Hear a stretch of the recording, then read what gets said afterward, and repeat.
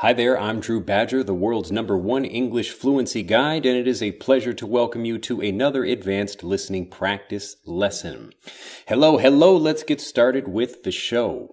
Well, today, I wanted to talk about just a story, kind of an interesting story, but with a very interesting message, a very powerful message, in fact, and if you apply it in your own life, I'm sure you will see, as I have in my life, some really interesting things happen that this is something especially that if you don't know exactly how something will happen or you're trying to do something new and different, it will help you achieve it much more easily. Well, this is not only for, kind of different things, new things you like to do, things where you don't know exactly how you want to do them, but also things that are maybe a bit more challenging, that require lots of different pieces coming together. So this could be something like building a business or developing fluency, where, again, you're trying to mix many different elements together and get all of them to work well such that you can become a fluent speaker or, a successful entrepreneur or anything else. Anyway, let's get into it. Well, this is a story from about maybe, 2008, or 2006. Yeah, 2006. And I was living in Alaska at the time. So I had gone up there with a friend of mine. He wanted to do salmon fishing. So this is during the summer when salmon fishing boats go out into the waters around Alaska because they have good fish up there. So that's a kind of typical thing that maybe some college kids or younger students can do. But anyway, so you go up to Alaska and actually just walk around the fishing docks and look for jobs up there. So my friend, he had researched a little bit more about this and found some things that he really wanted to do. And one of those was getting onto a fishing boat because he really enjoyed fishing and that kind of thing. So I enjoy fishing myself from time to time, but it wasn't really important for me to do that. So when we got up there, this is, I'll tell kind of a shortened version of the story. But so my friend and I, we met after I'd been living in Japan for about 2 years. He and I wanted to just go up to Alaska and see the sights up there. We were kind of, still worried about the condition of the planet and the destruction really that we're doing. Our kind of own behavior is causing that. So we wanted to maybe see a piece of that, maybe undisturbed wilderness in Alaska, hopefully before it's gone, if it will disappear. We don't know for sure, but anyway, that was part of our motivation for wanting to go up there. And Alaska is a very beautiful place if you've never been up there before, especially in the summertime. It's not cold all year round. It's actually really nice in the summertime, but it's very interesting when you have the sun staying up, at like midnight, you can go out for a walk and it's still sunny, which is really interesting in summertime. Anyway, so we went up there and he had more of a specific plan than I did, and he again wanted to walk around. We went through, we got out of the airport in Anchorage, I believe, and then we went through, we took a van down to an island called Kodiak, so that's where we stayed, and then we took a ferry to Kodiak Island, and so lots of fishermen are living on that island, and you can go to the docks there and at the beginning of salmon season and see if anybody's looking for work or anybody's, looking for workers, I should say. So we went there, and he again had more of a specific plan about what he wanted to do. And I didn't really. I was just thinking, okay, I want to go to Alaska and I'm here. And the goal I had was not very specific. I was just thinking, wow, it'd be cool to go to Alaska. And I didn't know really exactly what I wanted to do there because part of my thinking was I don't know what my options are. And this is what people often think about things in life. They want to know, like, they're looking at the options of something, like they want to see the menu from life and say, okay, so it is possible to do X, Y, and Z, but I guess, this other thing is not possible, so I won't even think about that.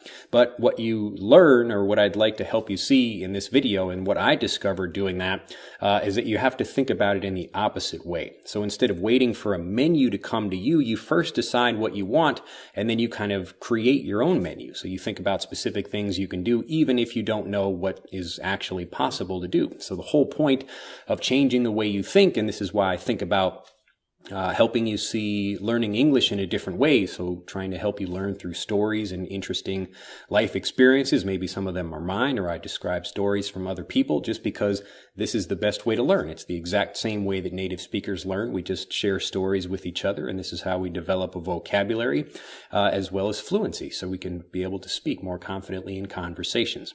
Anyway, so we're getting off the ferry, and he's walking around the docks, and he's feeling pretty confident because he's probably got a pretty decent job on a salmon boat. But I'm looking at these salmon boats, and they're actually pretty small, and I'm thinking, well, I don't really want to live on a salmon boat. And the way the job works is if you catch a lot of fish, then you make a lot of money. But if you don't catch much fish, then you don't make much money. So it's kind of you work a lot in order to make a lot of money. And I guess that's good to do if you want to do that. But for me, my reason for traveling to Alaska was really not to do a whole bunch of work. So I wanted to do maybe a little bit of work if that was possible.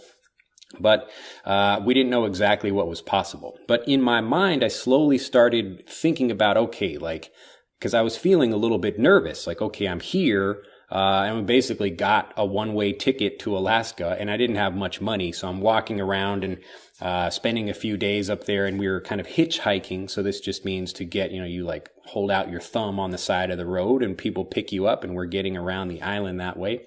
But we were hitchhiking, and so for the first maybe 2 or 3 days while we were there, and my friend Kevin, that's his name, he was just looking for work.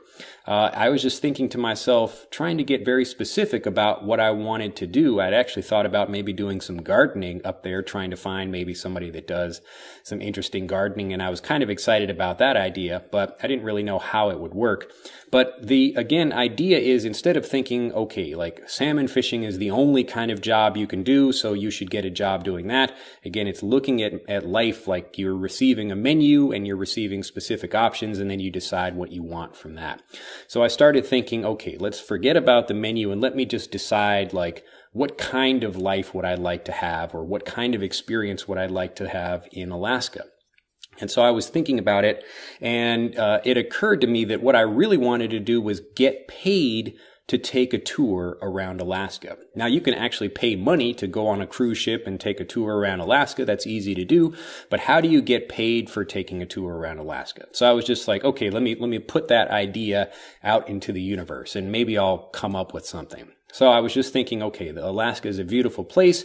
I want to maybe do a little bit of work, but not too much. There's no point in coming to Alaska if I'm going to be working all the time. If I'm trying to catch fish and I can't, take a moment to enjoy all the natural beauty around me, then there's no real point in being up there. So I was happy to do a little bit of work, but I really just wanted to get paid, and I didn't need to make, a lot of money, but I wanted to get paid to take a tour around Alaska. So I didn't really know exactly how that would happen, but again, this is the difference between looking at life like you have a menu list of things, or deciding what it is you want and then trying to plan and create something around that. So maybe 2 or 3 days in, we were still, my friend was looking for work, and I was still just trying to think about what I wanted to do, but I had this idea in my head. So while we were hitchhiking, we get picked up by this guy, and he starts asking us questions like, what are you doing up here? And a lot of people on the island are very friendly. Actually, pretty much everyone was very friendly. I don't think I met anyone I didn't like on Kodiak Island. So it's a great place. I highly recommend you go check it out.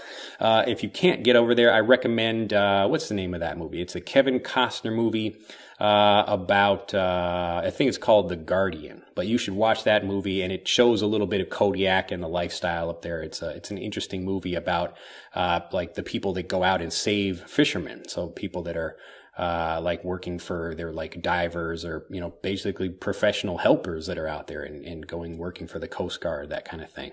So anyway, if you want to see that, look up The Guardian with Kevin Costner. It's a really interesting movie, and I highly recommend it. Anyway, so he took us around, and, we were just, I think maybe going from one store back to this room we had rented. Actually, no, we were camping. We were camping for the first couple of days. So we brought a tent out there, and we were just at a campground, but we were going to we were staying at some small room or something like that, using, it for the internet or something. Anyway, we were getting around and this guy picks us up and he's saying, "Oh, like, what do you do? Why are you here?" And my friend was saying, "Well, I'm here to like work on a salmon boat." And I was just like, "Well, I want to like kind of tour around Alaska and like, if I could get paid to do it, that would be pretty cool." And he was like, "Well, we have something like that actually." And, we were starting to get intrigued about that. And so instead of just working on a salmon boat, this guy, he owned a salmon tender boat. Now, I had no idea what tendering was. Certainly never heard of it. And whenever I told people about it, or I'm maybe even telling you about it right now, and you have no idea what that is, but in the fishing industry, you would have a large boat that's kind of sucking the fish that the fishermen catch off of their boats and then bringing that fish back to the canneries. So they can hold many more fish because the boats are larger than a regular salmon boat can, and the salmon boats can remain on the water. So they can keep fishing, deliver the boat or deliver their fish to the other boat, the tender boat that we have, and then we go back and forth to the cannery and then they pull the fish out of that. So it's a very easy position. And all we have to do is operate a little bit of machinery on the boat, but it's pretty much like taking a tour. So we get a little bit of work and then we drive around and just enjoy life on the ocean a little bit. And, we have kayaks on the boat and other things, and we get to eat whatever we want to, and we get to pull up, crabs and fish and other things like that from the ocean and enjoy fresh fish all the time.